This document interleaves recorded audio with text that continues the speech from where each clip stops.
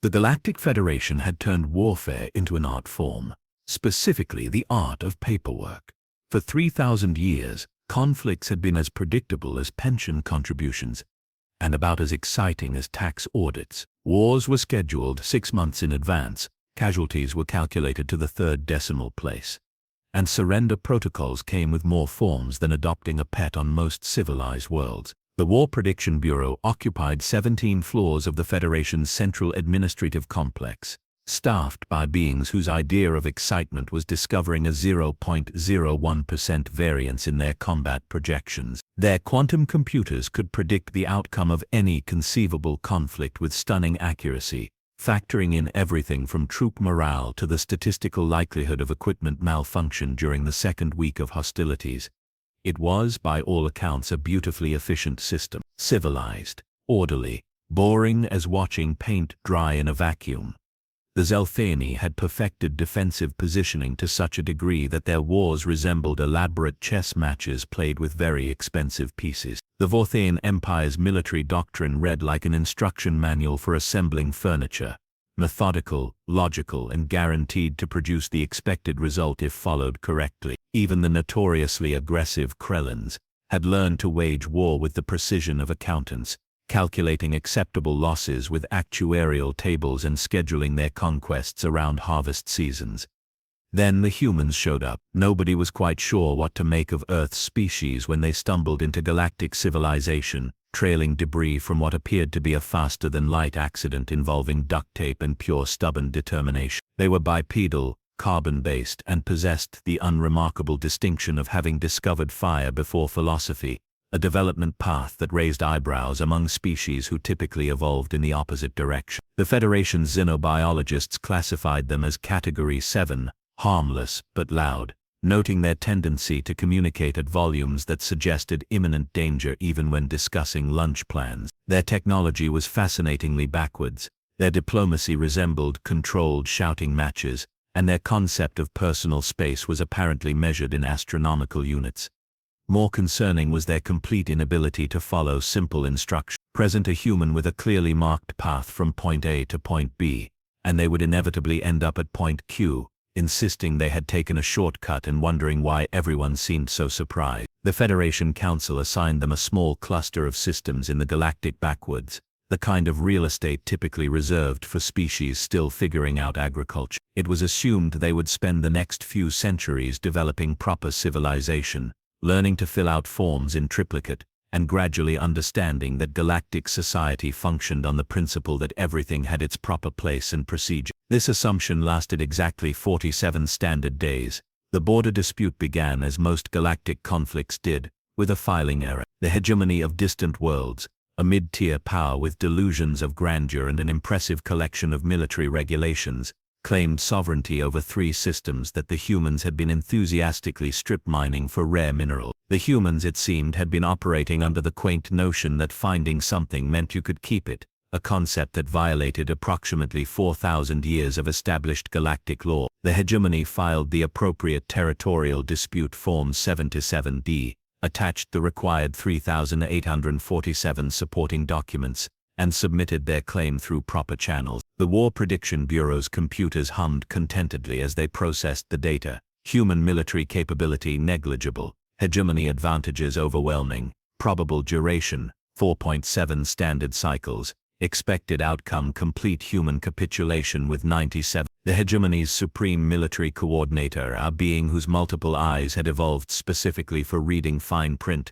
scheduled the war for the following Tuesday. Standard procedure called for a 72-hour advance notice, allowing both sides to prepare their forces according to established military doctrine. Surrender papers were pre-printed, casualty estimates were filed with the appropriate actuarial departments, and the Bureau even prepared press releases announcing the conflict's inevitable conclusion.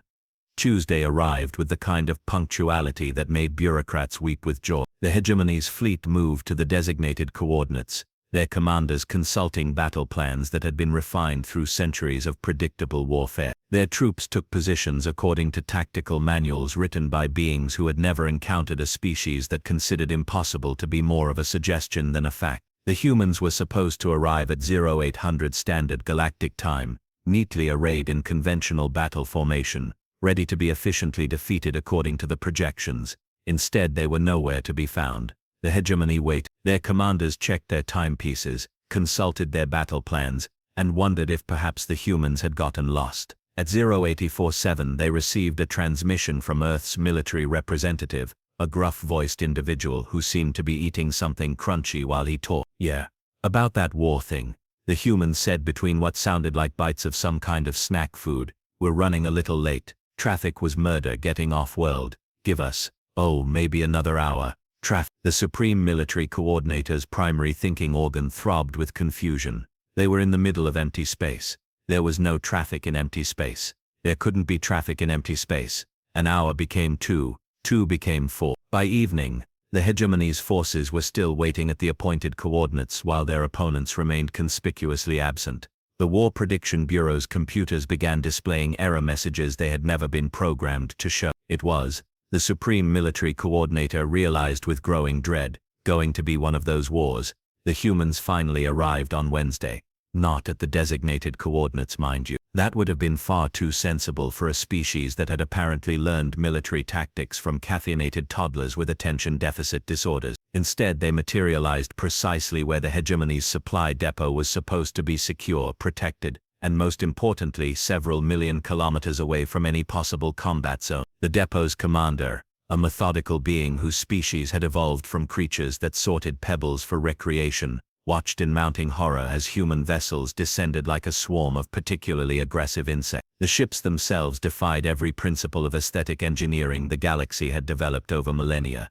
They looked like someone had welded scrap metal together during a particularly creative seizure, then painted the results in colors that hurt to look at direct. "Surrender your supplies in accordance with Military Engagement Protocol 15C, the depot commander transmitted, consulting his handbook with the desperate faith of someone clinging to the last vestiges of a rational universe. The response came back in what could generously be called singing, though it bore more resemblance to the mating calls of diseased wildlife. Something about bottles of beer, walls, and a disturbing obsession with numerical countdown sequence. The transmission ended with explosive sound effects that the universal translator couldn't properly process, followed by what appeared to be genuine laughter.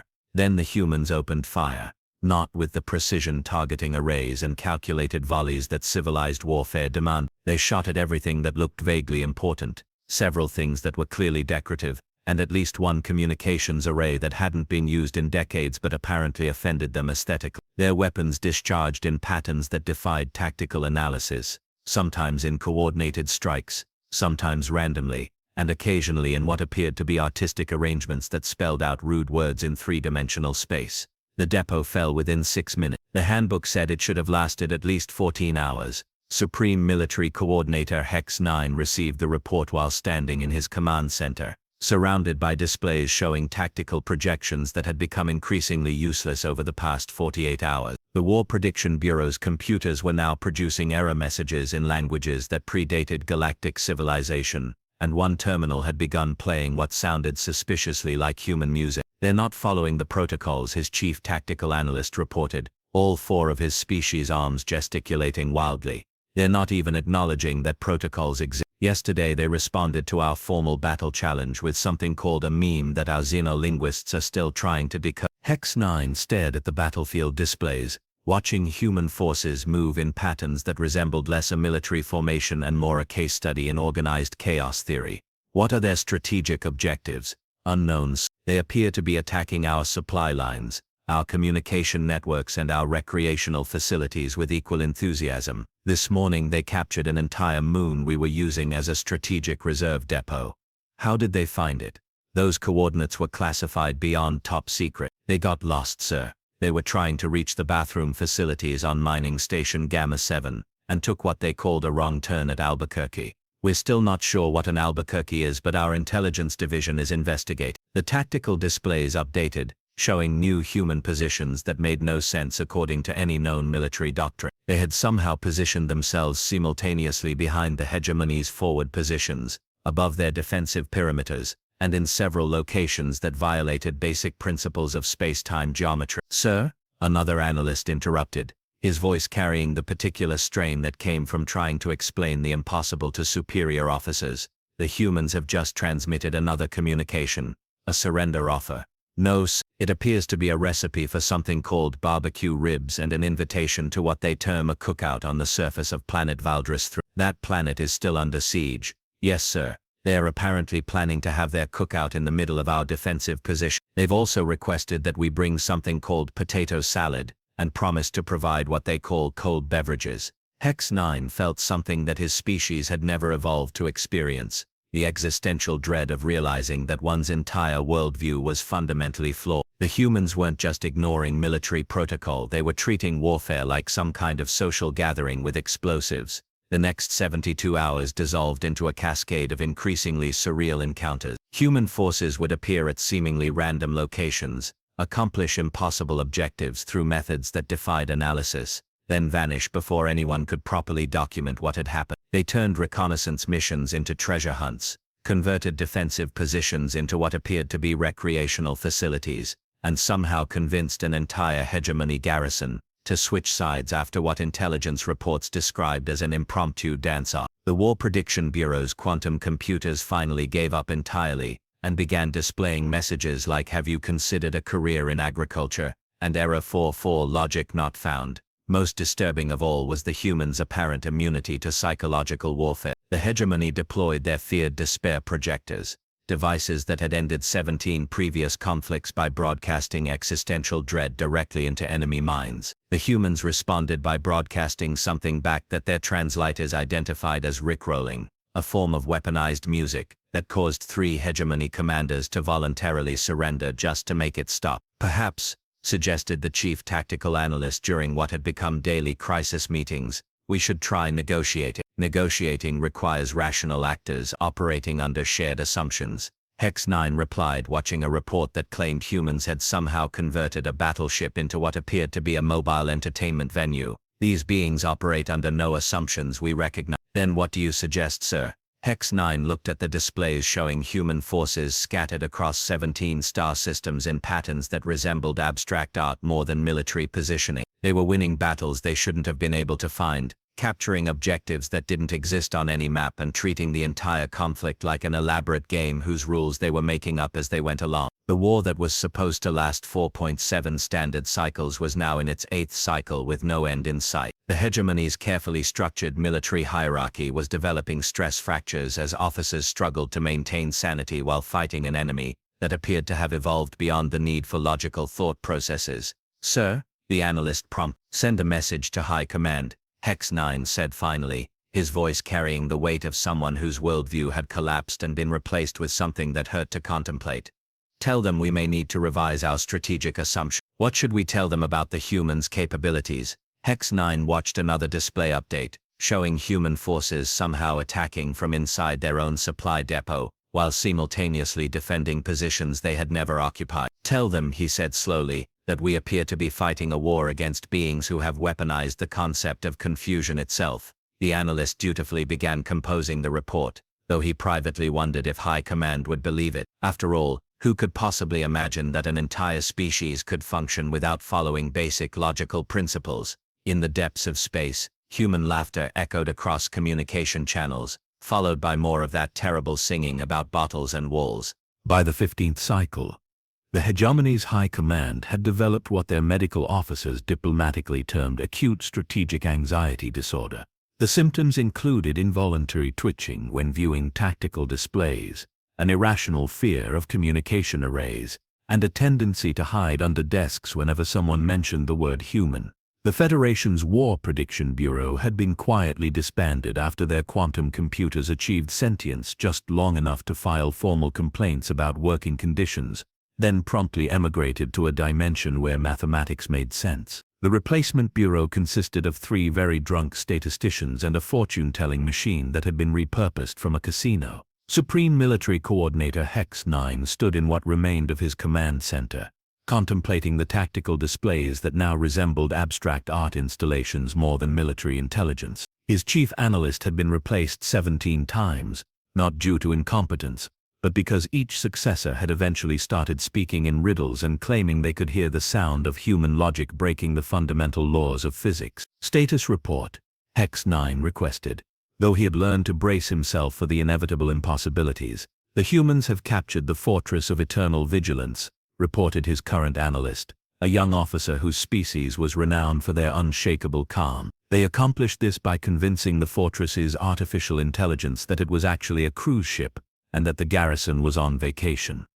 That's actually not the worst thing I've heard this week. They've also somehow moved 3 entire star systems approximately 47 light-years to the left. How is that possible?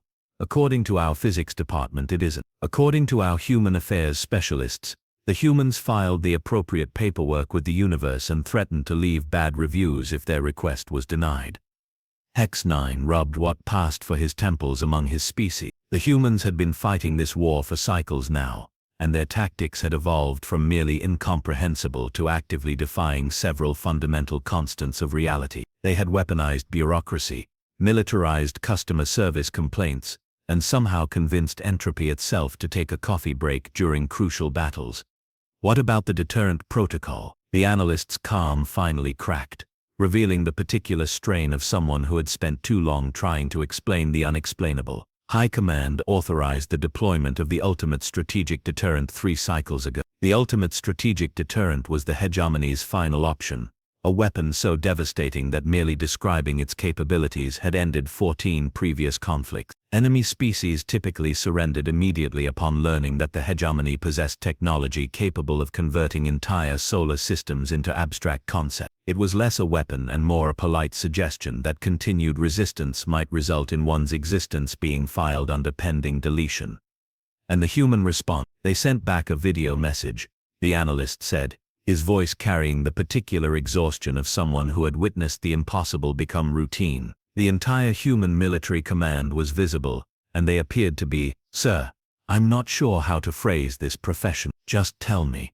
They were laughing, sir, for approximately 17 minutes. When they finally stopped, their commanding officer said, and I quote, "Hold my beer and watch this," then proceeded to demonstrate something they called aggressive urban renewal on one of our minor administrative worlds. Define aggressive urban renewal.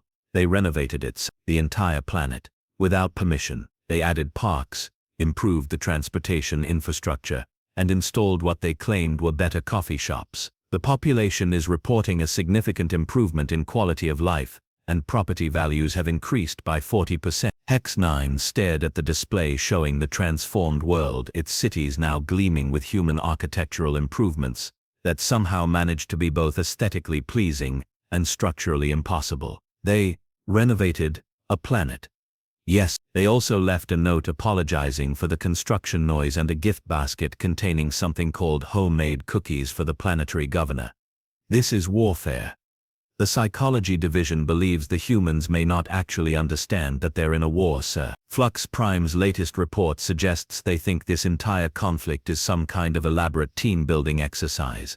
The absurdity of it all pressed against Hex 9's consciousness like a headache with ambition. Somewhere in the back of his mind, a small voice was whispering that perhaps the problem wasn't human tactics. Perhaps the problem was that his entire civilization had been approaching warfare wrong for millennia. "Sir, we have another priority transmission from the human." "What is it this time?" "A recipe for something called nachos. An invitation to a sporting event that violates several laws of physics." Sir, they're asking if we're okay. They say we seem stressed and wanted to know if we'd like to talk about it. They've also offered to send what they call therapy dogs to our command vessels." Therapy dogs. Apparently they're small, furry creatures that provide emotional support through a process called being adorable. The humans claim they're very effective for reducing combat stress. Hex 9 looked around his command center, taking in the sight of officers who had been driven to the edge of madness by trying to fight an enemy that treated warfare like community service. Half his staff was taking what the medical department called sanity breaks, which involved staring at blank walls and muttering about the good old days when enemies behaved predictably. "What's our current strategic position?" "Honestly, sir, we're not sure. The humans control approximately 60% of our territory, but they keep giving it back with improvements. They've established what they call cultural exchange programs with our colonies, and our citizens are reporting higher satisfaction ratings than we've seen in centuries. They're conquering us with customer service." "It appears so, sir. Also, our military academies are requesting permission to study human tactical manuals. Apparently, the section on creative problem solving is revolutionizing how our young officers think about conflict resolution. The communication array chimed with another incoming message. Hex 9 watched the screen display a transmission from the human fleet, showing their commanding officer, a middle-aged female with graying hair, who somehow radiated the kind of competent authority that made you want to apologize for things you hadn't done. Hegemony Command. This is Admiral Patterson of the Human Defense Forces, she said, her tone carrying the matter-of-fact professionalism of someone discussing weather patterns. We've been monitoring your stress levels, and frankly, we're concerned. This whole war thing seems to be really bothering you folks. She paused to take a sip from a container that appeared to contain some kind of dark liquid. Look, we know we're probably doing this whole conflict thing wrong by your standards, but here's the thing, we're having a blast, and we'd like you to have fun too. War's supposed to be challenging, right? Builds character, makes you think outside the box. In the background, Hex 9 could hear what sounded like human laughter and something that might have been music. So here's what we're thinking. How about we call this whole thing a draw, have a big party to celebrate, and then figure out how to be neighbors instead of enemies. We'll bring the barbecue equipment, you bring whatever it is your species considers party food, and we'll work out the details over dinner. The transmission ended with what appeared to be a collective cheer from the human crew. Hex 9 stared at the blank screen for a long moment, contemplating a universe where his species' most devastating military campaign had apparently been interpreted as an elaborate social invitation. Sir, his analyst prompted send a reply, Hex 9 said finally, his voice carrying the particular exhaustion of someone whose worldview had been not just challenged but completely renovated without permission. Tell them we'll bring the potato salad. So, it's what they asked for in the first message, 15 cycles ago. Apparently we should have been paying attention. In the depths of space, the sound of human celebration echoed across the communication channels, accompanied by what might have been the universe itself chuckling at the cosmic joke of it all. The Great Barbecue of Valdres III, as historians would later call it, lasted for 6 standard days and fundamentally altered the course of galactic civilization. What began as humanity's typically unconventional approach to ending a war evolved into something that no amount of bureaucratic preparation could have anticipated. The first genuinely spontaneous gathering in Federation space in over 2 millennia. The initial attendee list consisted of the human fleet, the remnants of the hegemony's forces,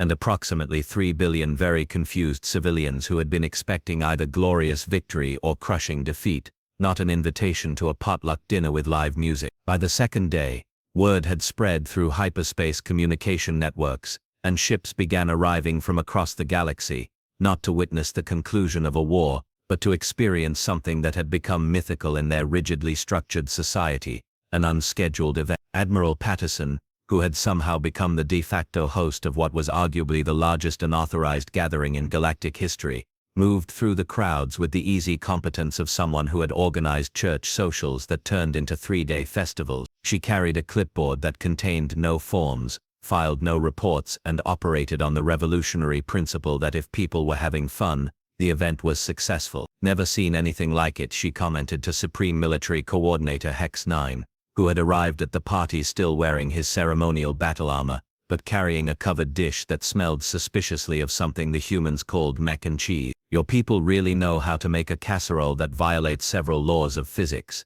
What's the secret? Temporal seasoning, Hex 9 replied automatically, then paused as he realized he was discussing cooking techniques with an enemy commander while their respective fleets shared dessert recipes in the background.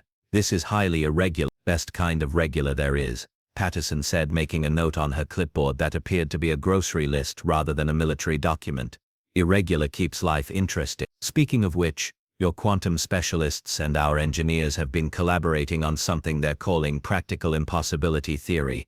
Should probably be worried about that, but honestly, they seem so happy I don't have the heart to stop. Around them, the landscape of Valdres III had been transformed into something that defied categorization. Human portable shelters coexisted with hegemony ceremonial pavilions, while representatives from dozens of species had constructed temporary gathering spaces, according to architectural principles that had never been required to coexist. The result looked like someone had shaken a snow globe containing the dreams of every culture in the galaxy, then let physics sort out the details. A group of young Federation officers was learning something the humans called line dancing from what appeared to be a species of sentient crystals who had somehow developed rhythm. Nearby, hegemony logistics specialists were engaged in heated debates with human quartermasters about the optimal distribution of food supplies, a conversation that had evolved into a collaborative effort to redesign galactic supply chain management from the ground up. You realize this changes everything,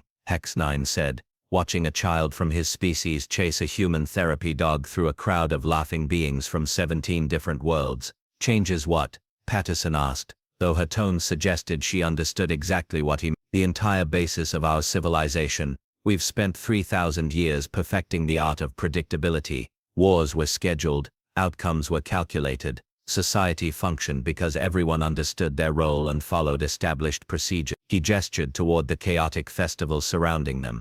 This is the opposite of everything we've built. Yeah, Patterson said, her voice carrying a satisfaction that suggested she was entirely comfortable with having accidentally dismantled galactic civilization. Pretty great, isn't it? Before Hex 9 could formulate a response that adequately expressed the existential crisis of his entire species, they were interrupted by the arrival of a delegation from the Federation Council. The official transport landed with the kind of precision that suggested its pilot had filed a flight plan 6 months in advance, which made the chaos that emerged from it all the more remarkable. The Federation's senior diplomats stumbled out of their transport like beings who had spent the journey trying to prepare for a situation that their training had never considered. They carried briefcases full of forms for every conceivable diplomatic scenario except the one they were facing. A successful conclusion to a war that had ended with a party nobody had authorized. Admiral Patterson called the lead diplomat a being whose species had evolved from creatures that sorted administrative documents for recreation. We need to discuss the formal terms of this conflict's resolution. There are protocols to follow, treaties to draft, territorial adjustments to calculate. Already handled, Patterson said, pulling a single sheet of paper from her clipboard. Turns out when you let people work out their problems over dinner instead of through lawyers, things get sorted pretty quick. The diplomat stared at the paper as if it were a dangerous explosive. This appears to be written on the back of a napkin. Good napkin though, heavy stuff, won't tear easily. But the formal language, the sub-clauses, the territorial demarcation protocols, paragraph 3 covers all that. Everyone plays nice, shares their toys, and if there's a problem we talk about it like adults instead of shooting at each other. Pretty comprehensive when you think about it. The diplomat's multiple eyes began twitching in patterns that suggested his worldview was undergoing rapid structural collapse. Around him, his colleagues were discovering that the carefully prepared speeches about post-conflict reconstruction were entirely irrelevant when the conflict had ended with urban renewal projects and cultural exchange programs. This is completely unprecedented, one of them managed. Best kind of precedent, Patterson replied cheerfully, the precedent kind. Over the following days, as news of the Great Barbecue spread throughout Federation space, the effects began cascading through galactic civilization, with the inexorable force of an idea whose time had come. Military academies across 17 sectors began incorporating creative tactical thinking into their curricula. The phrase strategic improvisation appeared in official doctrine for the first time in 3 millennia. Most significantly, the War Prediction Bureau's replacement began receiving requests from other species, asking how they might lose a war like the humans did. The Zelthani Empire, inspired by humanity's approach to conflict resolution, replaced their traditional declaration of war protocols with invitations to competitive cultural exchanges. The Vorthan attempted to conquer 3 neighboring systems through what they called aggressive hospitality, which involved showing up uninvited with casseroles and refusing to leave until everyone agreed they were friends. The Krellans, not to be outdone, developed a new form of warfare based entirely on surprise parties and emotional support animals. Within a year, the Federation Council found themselves dealing with a crisis they had never imagined. Spontaneous peace breaking out across the galaxy. Species that had maintained carefully regulated enmities for centuries were suddenly discovering that their enemies made excellent neighbors when you got to know them over dinner. Border disputes were being resolved through collaborative cooking competition. Trade disagreements were settled with dance-offs. The bureaucratic apparatus of galactic government, designed to manage predictable conflicts between predictable species, found itself utterly unprepared for a civilization that had suddenly learned to improvise. Form 77B, for territorial disputes was replaced with something called a "let's talk about it over coffee" protocol. The Department of Strategic Warfare was quietly renamed the Department of Creative Problem Solving and tasked with preventing outbreaks of spontaneous cooperation. Admiral Patterson, who had somehow become the Federation's unofficial consultant on human-style diplomacy, established an office in what used to be the War Prediction Bureau's headquarters. Her staff consisted of 3 retired military officers, a philosophy professor who specialized in applied common sense, and a golden retriever named Einstein who had achieved diplomatic status after successfully mediating a trade dispute between 2 species who communicated primarily through scent. "It's not that we're particularly wise," she explained to a gathering of Federation officials who were still adjusting to a universe where problems could be solved through conversation and shared meals. "It's just that we never learned that problems were supposed to be unsolvable. When you don't know something's impossible, it turns out to be pretty doable." The Federation's new motto, carved into the marble above the council chambers, read, "Expect the unexpected, and bring snap." Below it in smaller letters, was humanity's contribution to galactic wisdom. "When in doubt, try talking first, shooting second, and maybe consider if either one is actually necessary." Supreme Military Coordinator, who had been promoted to Director of Unconventional Solutions, a position that hadn't existed until someone needed to manage the chaos that humans had introduced to galactic governance, often stood in his new office, contemplating the view of a galaxy that had learned to solve its problems through barbecues, dance competitions, and the radical concept that enemies were just friends you hadn't shared a meal with yet. The universe, it turned out, had a sense of humor after all. It had just taken humanity to point out the punchline that the most sophisticated civilizations in the galaxy had spent millennia making everything more complicated than it needed to be, when the real solution had always been as simple as asking, "Hey, want to grab dinner and talk about?" The laughter echoing through hyperspace these days wasn't just human anymore. It was the sound of an entire galaxy that had finally learned how to surprise itself.